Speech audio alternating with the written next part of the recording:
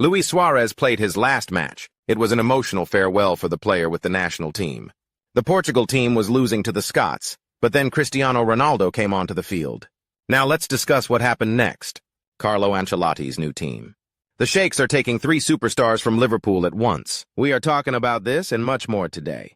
This is a hot selection of the most interesting football news. Don't forget to subscribe to the channel, click the bell, and like this video to get more news about our favorite game. Your support is very important to us. Let's get started. A number of Liverpool's key stars may leave the club and move to the Saudi Pro League.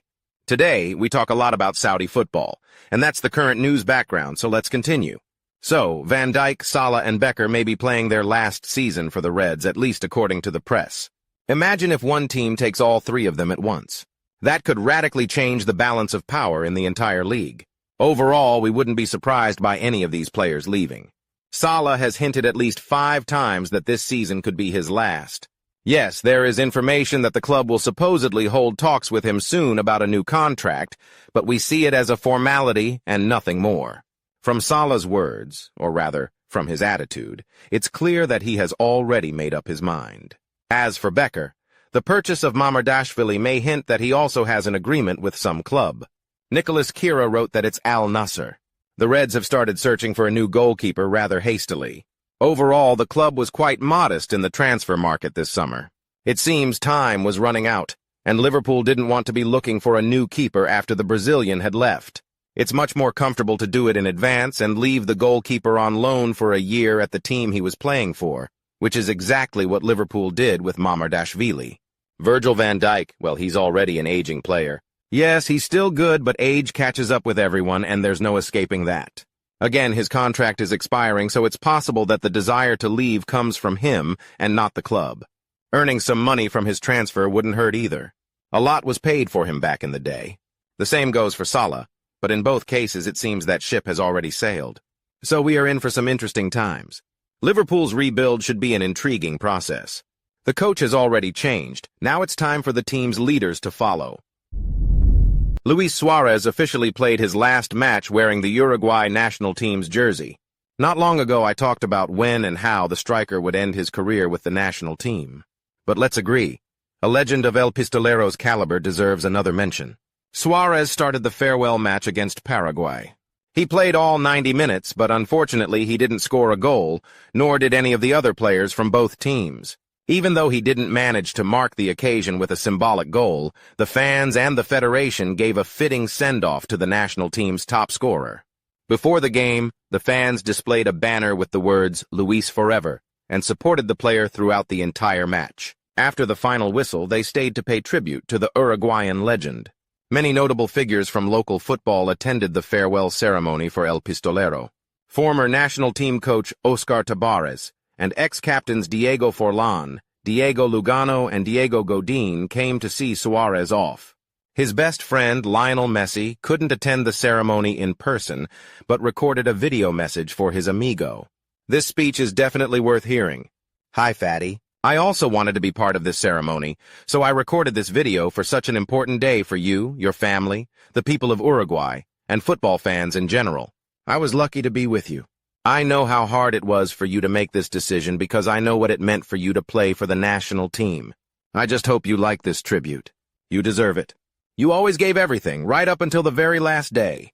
You are leaving a great legacy for future generations," Messi said to Suarez. During his friend's words, El Pistolero shed a single tear. Despite his tough behavior on the field, Luis is quite a sentimental person, and he couldn't hold back tears throughout the entire ceremony. The head coach of Real Madrid, Carlo Ancelotti, is considering the possibility of changing clubs. According to the media, the Italian would be interested in continuing his managerial career, if you can put it that way, with one of the teams in Saudi Arabia. Of course, this wouldn't happen right now, but after he stops working for the royal club. Throughout last season, there were many talks about Ancelotti leaving Real Madrid. There were even reports that he might take over the Brazilian national team, with some sports officials from that country openly stating it. However, that didn't happen, and at the last moment he extended his contract with Real. Later, rumors suggested that this was because a deal with Xabi Alonso couldn't be reached, as Alonso decided to stay with Becker. So, at the end of this season, when Alonso may be ready to take over Los Blancos, Ancelotti could be let go with peace of mind. That's the chain of events, just to refresh your memory. Now, why might Saudi Arabia be of interest to Ancelotti? The first thing that comes to mind is, of course, money. And let's not say he already has enough. You can never have too much money, and that says it all. The second point is that managing a big club in Europe is a huge burden and comes with a lot of attention. And that's probably not what Ancelotti needs at his age. So, if he doesn't want to completely say goodbye to football yet, why not take over a team in Saudi Arabia and work alongside Cristiano Ronaldo, for example? The pay is great, the workload is light, and he would still stay in the spotlight. All in all, it's not such a bad option. Yes, Ancelotti once said that Real Madrid would be his last team. He wants to spend more time with his family and all that. But then he went ahead and re-signed his contract. After all, he's been in coaching for a long time, and in some sense, it's become a habit, making it hard to fully say goodbye. So, slowing down and taking a club in Saudi Arabia might be the perfect solution. Roberto Martinez made the decision to leave Cristiano Ronaldo on the bench, explaining it as a desire not to overwork the striker. I want to manage the player's energy. We are playing 2 games within 72 hours. Cristiano was the player with the most sprints against Croatia. It's simply a matter of protecting the player from overloading, said the Spanish coach. The game without the captain didn't go well at all. Scotland took the lead in the early minutes thanks to a powerful header by Scott McTominay, the Manchester United midfielder. Not long ago, he discovered his scoring abilities, and over the last 17 matches with the national team, he has netted 10 goals. Afterward, the Scots dropped into a deep defense and resisted the Portuguese attacks, who couldn't find a way to score. However, Ronaldo's appearance at the start of the second half changed everything. The Portuguese team pressed hard on their opponent's penalty box. Bruno equalized with an incredible 25-meter strike, and then Cristiano took charge. Honestly, I haven't seen Ronaldo create such sharp chances in a long time. He repeatedly created goal-scoring opportunities for his teammates, and his backheel pass to Felix was the epitome of perfect timing and spatial awareness. Unfortunately, the player wearing number 11 couldn't finish a one-on-one chance. Then Ronaldo decided to take matters into his own hands and, near the end of the second half, put Portugal ahead and secured the victory. The goal itself wasn't anything special. Mendes sent in a low cross from the left flank, and Cristiano finished it off. But he finished it. Ronaldo is truly a powerhouse. It seems like his exit from the European Championship hasn't affected him at all, and he's ready to conquer new heights with the national team. He's nearly 40, yet he still has the motivation to fight for victories and score goals. How can you not love this player? As reported by Marca, and it's worth mentioning that this is the most pro-Real Madrid source in the universe, if anyone knows the truth about this team, it's them. So, according to their reports, Manchester City is preparing a new contract for Erling Haaland. And you may ask, what does Haaland have to do with Real and Marca?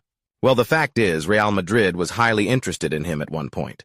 The new contract that City wants to offer the Norwegian supposedly includes exclusive terms, specifically for the Royal Club. The contract will feature a buyout option available only to Real Madrid. This is a clever move by the English club's bosses. Not long ago, Haaland's father clearly expressed that Erling wants to test himself in different teams, and Manchester City is just a part of his journey. So City wasn't really expecting Haaland to commit to a new deal under such circumstances. On the other hand, what could be more prestigious or better than a team like Manchester City? Probably only Real Madrid. By the way, let's have a battle in the comments under this video. Which club is cooler and why? Share your thoughts below. It will be interesting to see which side gets more support. Coming back to Haaland, this deal is a win-win for him.